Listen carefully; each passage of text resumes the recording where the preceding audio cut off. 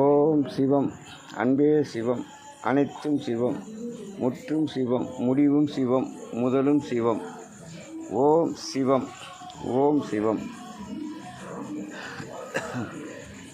ராமாயண காலத்தில் இலங்கேஸ்வரர் ராவணன் அவர் கொடுமைக்காரர் அல்ல. இந்த சமூகத்தை இயங்குவதற்காக அவர் அன்று செயல்பட சூழ்நிலை வந்தது. அதன் பொருள், இறைவன் நமக்கு செய்யும் நன்மை என்னவென்றால், அன்று ராவணேஸ்வரன் சீதாவை கடத்தி சென்றார்.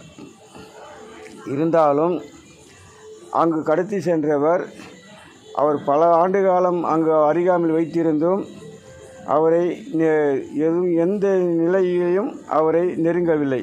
காரணம், அவர் மனதில் நீயா விருப்பப்படும் வரை நான் உன்னை தொடமாட்டேன் என்று ஒரு சபதம் எடுத்து அவர் அமைதியானார் ராவணேஸ்வரன். ஆகையினால் தொடவில்லை. இது இறைவன் நமக்கு செய்த நன்மை. அதனுடைய உள்நோக்கம் என்னவென்றால், ராவணேஸ்வரன் சீதாம்மாள் ராவணேஸ்வரரின் மகள். அது உண்மை மக்களுக்கு தெரியாது. காரணம், இலங்கேஸ்வரன் அவத்தனை நன்மை செய்தவன் நாட்டு மக்களுக்காக. அவனுக்கு ஒரு மகன் பிறந்தார். அடுத்து மகள் பிறந்தார். மகள் பிறக்கும்போது இந்த நாட்டு மக்களுக்கு நன்மை என் மகள் பிறந்த ஜாதகம் குறிப்பு எவ்வாறு உள்ளது, என் நாட்டு மக்களுக்கு நலன் அடிக்குமா அல்லது வேறாவது ஆபத்து உள்ளதா என்று கணித்தார். கணிக்கும்போது ஜோசியர் கூறிய பதில், உன் மகள் வளர்ச்சி அடையும் போது நாட்டு மக்களுக்கு பெரும் ஆபத்து உள்ளது என்று அனைத்து ஜோசிகாரும் கூறிவிட்டார். ஆகினால் இலங்கேஸ்வரன், எனக்கு நாட்டு மக்களே தான் முக்கியம், என் மகள் முக்கியம் அல்ல என்று அக்கணமே காவலாளியிடத்தில் குழந்தையை தந்து கொன்று விடுங்கள் என்று கொடுத்து விட்டார். அவர் காவலாளிகள் கொண்டு சென்று குழந்தையை கொல்லவில்லை. அன்று மகாபாரதத்தில் கர்ணனை பெட்டியில் விட்டது போல சீதாம்மாவையும் பெட்டியில் குழந்தையை விட்டு ஆற்றில் விட்டு விட்டார்கள். வெள்ளப்பெருக்கு அதிகமாக இருந்தது. அன்று வெள்ளப்பெருக்கில் அடித்து சென்ற பெட்டி ஒரு நிலத்தின் ஓரமாக கரை ஓரமாக ஒதுங்கியது. ஒதுங்கி வெள்ளப்பெருக்கினால் மேல் மண் மூடியது. பிறகு வெள்ளம் குறைந்த போது அந்த நிலத்துக்கு சொந்தக்காரர் நிலத்தை உழுவினார். உழுவும்போது அந்த பெட்டி சிக்கியது. பெட்டி திறந்தவுடன் அதில் இருந்த பெண் குழந்தை பார்த்து அவர் மகிழ்ந்தார். காரணம், அவருக்கு குழந்தை பாக்கியம் கிடையாது. அதனால் கடவுள் கொடுத்த வரப்பிரசாதம் என்று அந்த குழந்தையை எடுத்த அக்கணமே திடீரென்று ஒரு ஒளி. அந்த ஒளி என்னவென்றால், அவர் உழுத ஏற்கலைப்பு தான் வில்லானது. இதுதான் இறைவனுடைய அருள் ஆகும்.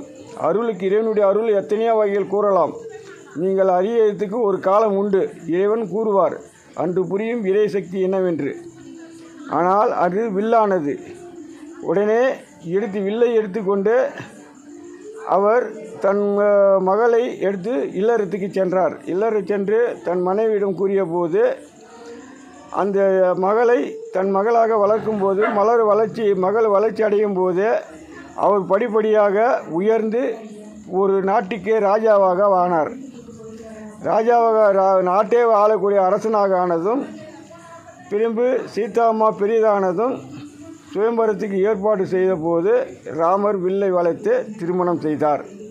இதில் நமக்கு என்ன புரிகிறது என்றால், இன்று சமூக நிலையில் கணக்கிட்டு பார்த்தால் இறைவன் நமக்கு செய்த நன்மை என்னவென்றால், இன்று இளைஞர்கள் காதல்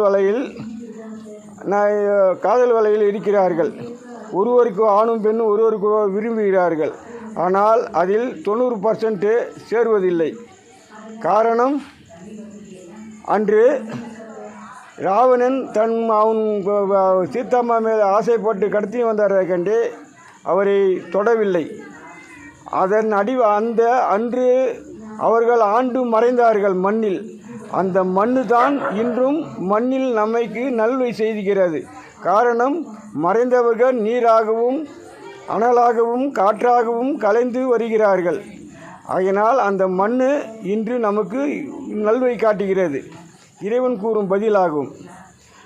அந்த மண்ணு தான் இன்று நமக்கு காதலர்கள் என்று எப்படி சேர்ந்தாலும் அவர்களுடைய பிறவி கணக்கில் அவர் இணைவதாக இருந்தால்தான் இணைவார்கள், இல்லை என்றால் அவர் பிரிந்து விடுவார்கள். அதுக்கு மூலாதாரமே ராமாயணமே.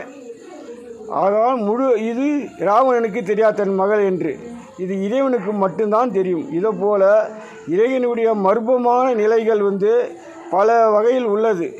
காரணம், இந்த உலகம் உருவாகி இதுவரை மனித பிரிவு உருவாகி 12 கோடி வருஷம்தான் ஆகிறது. ஆனால் இந்த உலகம் உருவாகி பல கோடி வருஷம். இந்த பல கோடி நிலை வருஷம் என்ன நடந்தது என்று தான் இன்றும் இறைவன் ஒவ்வொன்றாக மனிதன் உணர்விலே அறிவுபூர்வமாக சினிமா திரையிலும் பல புத்தகங்களிலும் பல வழிகளிலும் எடுத்துரைத்து வருகிறார் இறைவன். இதை நன்கு ஆராய்ந்து இறைவனை நல்வழிப்படுத்தி மேலும் அவர் சிரமத்துக்கு ஆளாகாமல் பெரும் ஆசையை குறைத்து சிறு ஆசையுடன் வாழ்ந்து நல்வழிக்கு செல்வதற்கு பயணத்தை தேடுங்கள். ஓம் சிவம், அன்பே சிவம்.